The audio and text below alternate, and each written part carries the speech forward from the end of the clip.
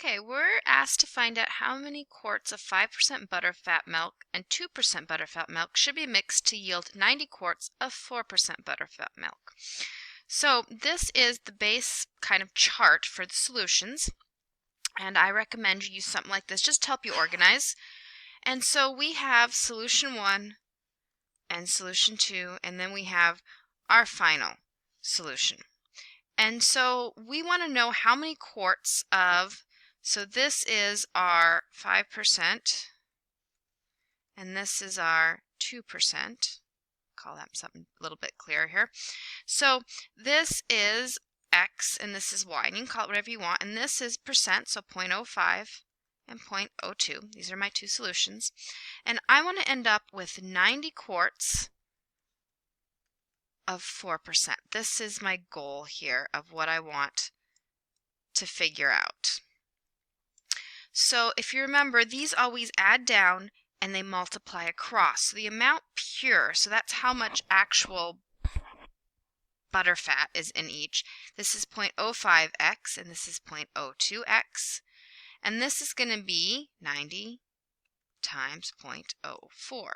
But these add down, so I know that my first equation is x plus y equals 90, so that's that first line. And the second one is 0.05x plus 0.02y. It's not an x, it's a y. It's not a 7. Equals 90 times 0.04. So these are, I don't want to put certain symbols in here, equals. These are my two equations, and I was able to pull them straight from the chart. So I'm going to come over here and I'm going to rewrite my equations, and then I'm going to solve my system. So this is 90, and this is 0.05x plus 0.02y equals 90 times 0.04. So when we work these, I find that having the chart to help me organize can really help. You always multiply across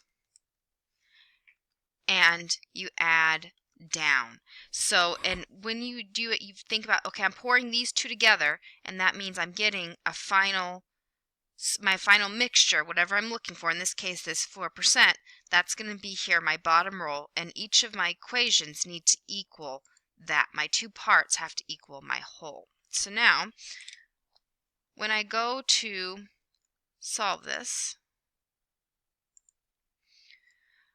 I'm going to start by looking at this. I think probably substitution is going to be easier, but again, you can do it any way that you think is going to be easiest for you. So I'm going to solve this top one. X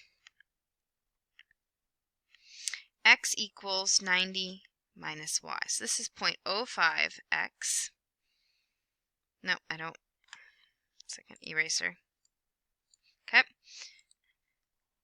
I'm going to put this in here. This is 90 minus y plus 0.02y equals whatever 90 times 0.04 is, which in this case is 3.6.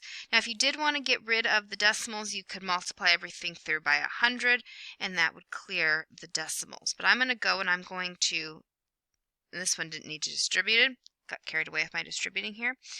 So this is going to be 4.5 minus 0.05y plus 0.02y, 5y equals 36. So then I'm going to come here, and these two together, that's going to give me negative 0.03y, and then I'm going to subtract this. So I have 3.6 minus 4.5, so that's negative 0.9. So then my two negatives are going to cancel each other out, which is good because I didn't want a negative, and y has to equal 30, which means x, because I remember I started with 90, has to be 60. So then when I go to put in the answers here, the first thing is I got to figure out which one's which. So when I look at this, I can see that, okay, so I've got y and x. I'm going to come back to here. Well, x was my 5%. Well, 5% is 60. So when I come plug this into here, so this is 60 quarts, and this is 30 quarts. And I'm going to check my answer. and I got it correct.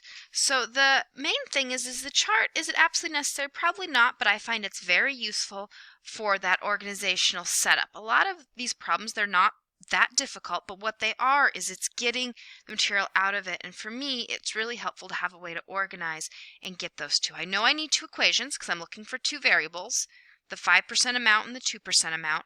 And it's just a matter of getting it to the point where I can get equations written to solve for that information.